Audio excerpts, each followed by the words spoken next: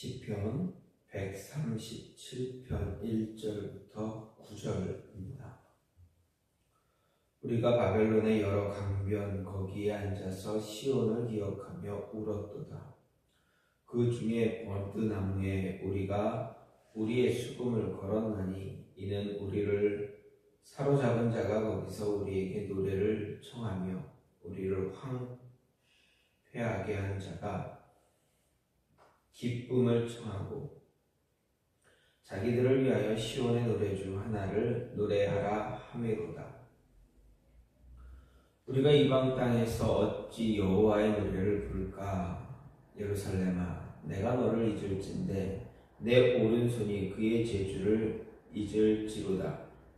내가 예루살렘을 기억하지 아니하거나 내가 가장 즐거워하는 것보다 더 즐거워하지 아니할진대 내 혀가 내 입천장에 붙을지로다.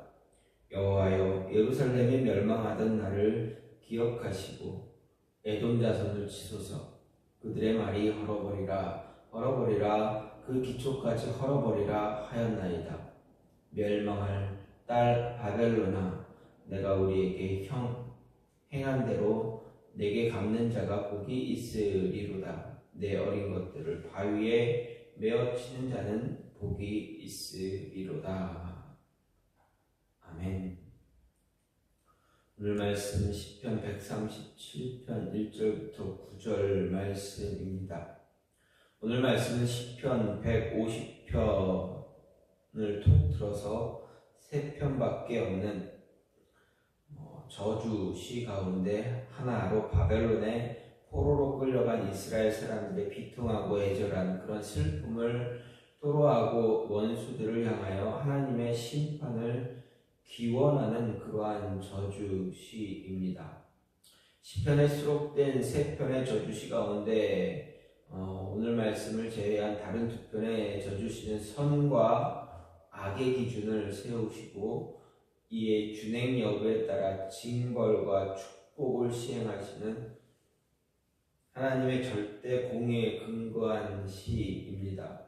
다시 말해 다른 2편의 저주시는 행악하는 자들의 죄를 지적하고 그에 따른 형벌을 일방적으로 선포하는 시입니다. 그에 비해서 오늘 말씀은 행악자들의 범죄를 지적하기보다는 이스라엘이 이방인들로부터 받는 모욕으로 인해 탄식하고 그들에게 하나님의 공의의 심판을 기원하듯 선포하는 그러한 시입니다. 바로 그 점에서 오늘 말씀은 근본 저주시이면서도 비탄적인 성격을 강하게 내포하고 있다 하겠습니다. 이런 오늘 말씀의 주제 시온 예루살렘을 기억하라라는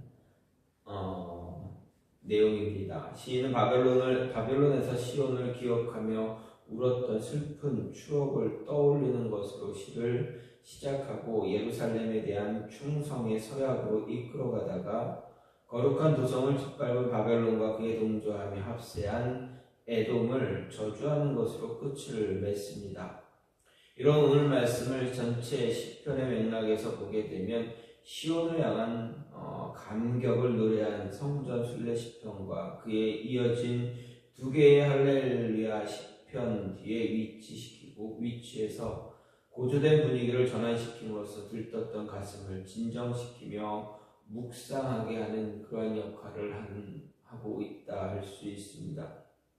이런 오늘 말씀을 보면 오늘 말씀 볼 때 3부분으로 나누어 볼 수가 있습니다. 첫 번째 부분은 1절부터 4절로 여호와를 찬양하는 시온 노래가 이방인의 영혼거리로 전락한 현실의 개탄에서 슬픔을 노래하는 그런 부분입니다. 여기에서는 예루살렘 멸망과 바벨론 포로라는 과정을 거치면서 정화된 이스라엘 자손들의 시온에 대한 충성심이 기본이 되어 이방인들 앞에서 여호와의 노래를 부를 수 없다는 단호한 의지 표명으로 수금을 걸어두는 행위가 강조되고 있습니다.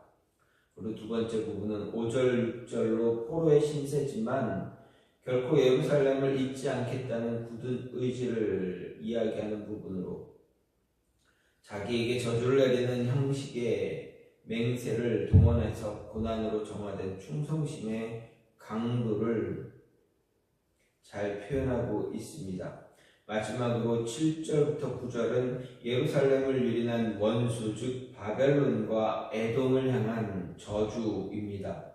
여기에서 원수의 철저한 멸망이 강구되고 있다라는 것을 보면서 역설적으로 바벨론의 멸망을 통해 하나님의 공의를 호소하고 시온의 회복을 갈망하는 그러한 내용이라 할 수가 있습니다.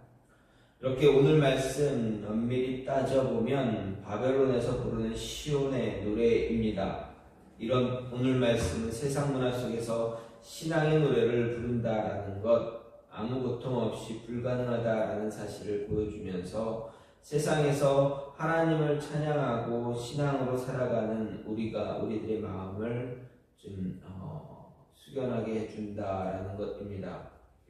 세상에서 하나님을 찬양하며 살아가는 것이 얼마나 어렵고 힘들 일인가를 이야기한다라고 할 수가 있습니다. 이런 오늘 말씀의 내용을 보면서 우리가 오늘 말씀을 통해서 생각해 볼 수 있는 것은 먼저 죄는 우리 모든 인생에게 씻을 수 없는 치욕과 모욕을 가져다 준다라는 것을 기억하라라는 것입니다.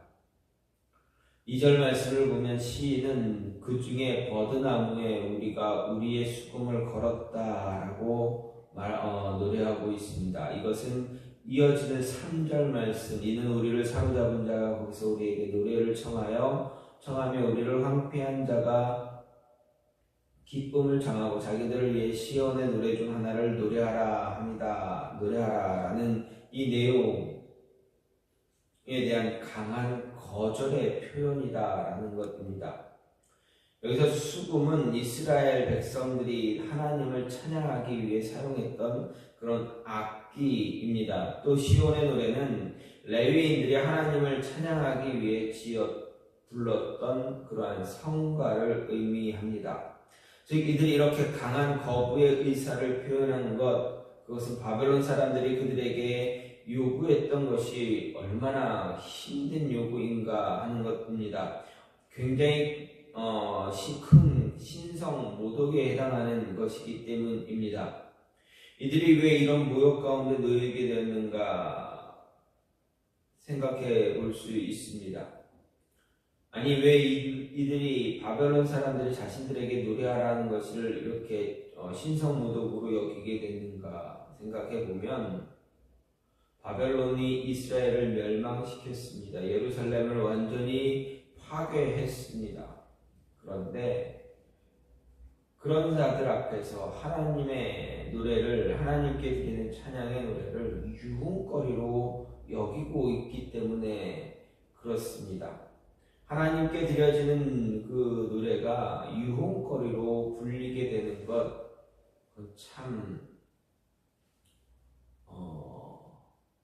굉장히 그건 정말 커다란 하나님을 모독하거나 조롱하는 행위다라고 할 수가 있습니다. 예를 들어서 우리가 노래하는 찬송가나 아니면 CCM 성가는 예배 때 드려지는 그런 찬양단에 부르는 그런 성가나 CCM들, 복음성가들을 유흥의 자리,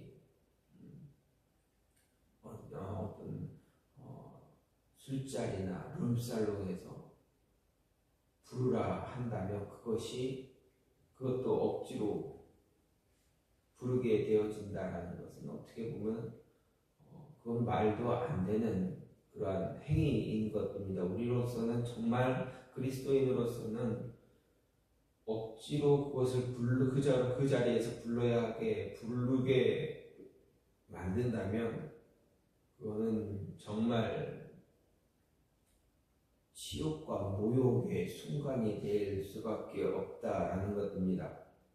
그럼 왜 이런 모욕을 이스라엘이 왜 이런 모욕 가운데 놓이게 되었는가? 그리스도인들이 왜 이런 모욕 가운데 놓이게 되는가 생각해 보면 여러 가지 이유가 있을 수 있겠지만 가장 결정적인 가장 큰 이유가 무엇인가? 바로 죄 때문이다라는 것입니다. 하나님의 말려도 불구하고 끊임없는 경책에도 불구하고 강팍해져서 도저히 하나님의 뜻을 따를 수 없었던 그들은 결국 하나님의 무서운 형벌을 받게 되었습니다. 보십시오. 하나님께서 얼마나 그들을 처참하게 짓밟으셨습니까? 하나님께서 그 이름을 두신 성전은 완전히 파괴되었습니다. 그리고 이방인들에 의해서 철저하게 유린되었고 예루살렘은 이방인의 정착지가 되어 버렸습니다. 또 대부분의 유대인들은 바벨론 전역으로 흩어져 거하게 되는 그런 사상 초유의 비극적 사태가 일어나고 말았습니다. 그들의 완악함이 결국 이런 치욕과 모욕적인 일을 초래하고 말았던 것입니다. 이렇게 죄는 우리를 부끄럽고 치욕적인 자리에 앉게 합니다. 모든 죄의 결국 마지막은 이와 같은 치욕과 모욕뿐이다라는 것입니다. 이것이 바로 성경이 우리에게 말씀해 주는 교훈이고 우리가 예수 그리스도를 구주로 영접하고 모든 죄에서 자유함을 받아야 하는 이유이기도 합니다. 하지만 너무 많은 사람들이 이 사실을 간과하고 잊어버리고 기억하지 못합니다. 그리고 잠깐의 부끄러움을 피하기 위해서 거짓말을 하거나 술수와 꾀를 부리기도 합니다. 하지만 당시에는 잠깐 그 상황을 모면할 수 있을지 모르겠지만 어떻습니까? 결국 더 큰 수치를 당하게 되는 것입니다. 그렇게 모세는 신명기 28장 1절부터 14절을 통해서 온갖 저주를 선포하면서 내가 만일 내 하나님 여호와의 말씀을 순종하지 아니하면 내가 오늘날 내가 명하는 그 모든 명령과 규례를 지켜 행하지 아니하면 이 모든 저주가 내게 임하고 내게 미칠 것이다 라고 말했습니다. 따라서 죄는 모양이라도 버리고 하나님의 말씀을 따라 신실하게 행하는 그러한 자들 되어져야 합니다. 지금 당장에 피해와 수치가 있다 할지라도 결코 거짓을 행하거나 말하지 말고 더 큰 심판과 저주가 죄와 거짓을 행하는 자에게 임할 것임을 알고 현명하게 행하는 그러한 성도가 될 수 있어야 한다라는 것입니다. 이것만이 우리의 인생의 비참한 종말을 맞지 않는 유일한 길임을 기억해야 합니다. 오늘 말씀 시인은 1절에서 우리가 바벨론의 강변치 자리에 앉아서 시온을 기억하며 울었다라고 하는 그 말씀을 보면서 생각해 볼 수가 있습니다. 즉 시인은 예루살렘을 보면 시온을 생각하며 시온을 기억했다. 왜? 무엇을 기억하느냐? 치욕과 모욕, 죄 때문에 치욕과 모욕을 당했던 그 순간을 기억한다라는 것입니다. 기억한다는 것은 무엇입니까? 잊지 말아야 한다. 왜 잊지 말아야 하느냐? 무엇 때문에 잊지 말아야 되느냐? 하나님의 저주, 하나님의 심판이 왜 일어났는지, 왜 우리가 이곳에와 고통을 당하고 있는지 잊지 말고 기억하자라는 것입니다. 왜 그렇습니까? 죄 때문에 그렇습니다. 두 번째로는 무엇입니까? 행한 대로 보응하신 하나님을 기억해서 신중하게 행동하는 자 되라라는 것입니다.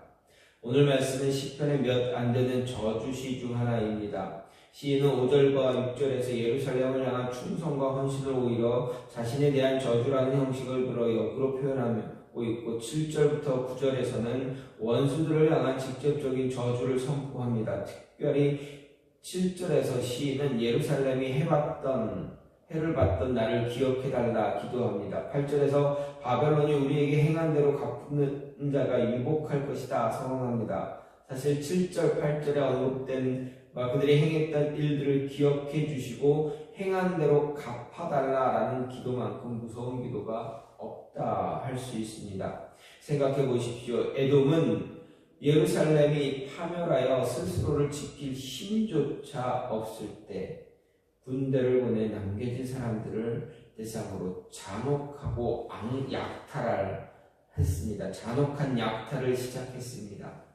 바벨론에 의해서 예루살렘이 무너진 이후에 그곳에 남겨진 남겨진 정말 힘도 없는 그런 순간에 군대를 파견해서 군대를 보내서 그 힘없는 자들을 유린했다라는 것입니다. 뿐만 아니라 도주하는 자나 저항하는 자들 모두 죽였습니다. 그리고 아예 남유다 땅의 일부를 강탈해서 그곳에 거하기도 했습니다. 이에 대해 오바댜 선지자는 내가 멀리 섰던 날 곧 이방인이 그의 재물을 늑탈하며 외국인이 그의 성문에 들어가서 예루살렘을 얻기 위해 제비 뽑던 날에 너도 그들 중 한 사람 같았었다라고 말하기까지 했습니다. 또 바벨론은 어떻습니까? 세 번의 침공을 통해서 예루살렘을 완전히 촉토화시켰고 유다의 왕인 시드기야에 대해서는 그 자녀와 귀인들을 그가 보는 앞에서 죽이고 마침내 그의 눈을 뽑아버리고 짐승처럼 사슬에 묶어 끌어갔습니다. 나머지 관료들과 상류층의 사람들 또한 포로로 끌려갔습니다. 뿐만 아니라 거룩한 하나님의 임재의 상징적 처소인 성전을 짓밟고 더럽혔고 모든 성전의 기물들을 약탈해가는 그런 죄를 서슴지 않았습니다. 이런 이들에게 그 행한 대로 갚아달라는 기도가 무슨 기도입니까? 말 그대로 철저한 패망과 멸절을 구하는 간구하는 그러한 기도입니다. 완곡한 표현이지만 바벨론이나 에돔에게 있어 이 이상의 두려운 일이 없으며 이보다 더 가혹한 저주는 없을 것입니다. 물론 이와 같은 시인의 소원 얼마 지나지 않아 그대로 성취되었습니다. 이런 시인의 기도를 대하면서 반드시 기억해야 할 것 무엇입니까? 우리가 기억해야 하는 것, 그것은 이 기도는 모든 인생을 판단하시고 심판하신 하나님의 공의, 행한 대로 갚으시는 하나님의 심판의 원리에 입각한 그러한 기도라는 사실입니다. 즉 행한 대로 판단하시고 보응하는 것이 바로 하나님의 심판이고, 이렇게 볼 때 우리의 행동은 그대로 우리의 최종 목적지를 결정하는 중요한 그러한 바로미터가 된다라는 사실입니다. 지금 내가 하는 행동에 따른 열매를 얻는 것이 하나님의 공의이기 때문입니다. 이렇게 하나님께서는 누구든지 행한 그대로 받는 것을 하나의 법칙으로 정하셨습니다. 어느 누구도 여기에서 비껴갈 수가 없습니다. 내 대해서 부족하면 내 자녀, 내 자손 대대로 그 죄의 값을 치르게 되고 맙니다. 따라 또한 마지막 심판날에 자신의 입으로 자신의 죄를 직고함으로 하나님의 형벌을 피할 수 없게 됩니다. 그렇기에 우리는 말 하나, 행동 하나 조심해야 합니다. 행여나 다른 사람을 실족하게 할 수 있지 않을까 생각하고 조심하는 그러한 삶을 살아야 한다는 것 기억해야 합니다. 이것이 바로 행한 대로 보응하시는 하나님을 의식하는 우리의 모습이고, 또 우리의 삶을 의롭게 가꾸기 위한 첫 번째 선결과제인 것입니다. 이 사실을 기억하고 항상 우리의 행동과 말을 바르게 하고 매사에 조심해야 하는 그러한 모습 가져야만 합니다. 오늘 우리는 시인이 바벨론에서 시온을 기억하며 울었다 라는 이 말을 통해서 무엇을 기억하고 울었는지, 왜 무엇을 기억했는지 생각해 보게 됩니다. 예루살렘이 시온이 멸망하게 된 이유가 무엇인가? 그것을 기억하라 라는 것입니다. 왜 멸망했습니까? 죄 때문에 그랬습니다.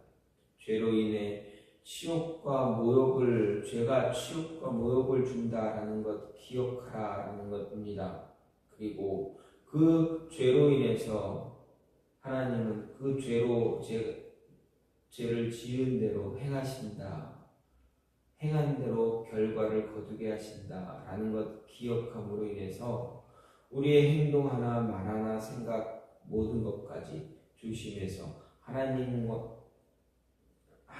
기억할 수 있는 그런 모습 가져야 한다라는 것입니다. 저와 여러분의 모습에서 오늘 하루 우리에게 주어진 시간 속에서 우리가 혹시 죄로 인해서 씻을 수 없는 치욕과 모욕을 당하지는 않을까 조심해야 합니다. 물론 이렇게 오늘 하루 이스라엘이 바벨론에게 당했던 치욕이 우리 삶에 임하지는 않을지라도, 그대로 이루어지진 않을지라도 우리는 늘 기억해야 합니다. 혹시라도 내가 지은 죄로 인해서 그 죄 때문에 하나님이 우리의 모습이, 우리의 삶이 어려워지거나 혹시 우리의 자녀들에 대해서 그 고통을 당하진 않을까 조심할 수 있어야 한다라는 것 기억해야 합니다. 신중하게 행하는 자 되어줘야 합니다. 말 하나, 생각 하나, 행동 하나 조심하면서 그리스도인답게 살아갈 수 있는 오늘 하루가 되어지길 간절히 소망합니다. 이 시간같이 기도하기 원하는 것은 하나님,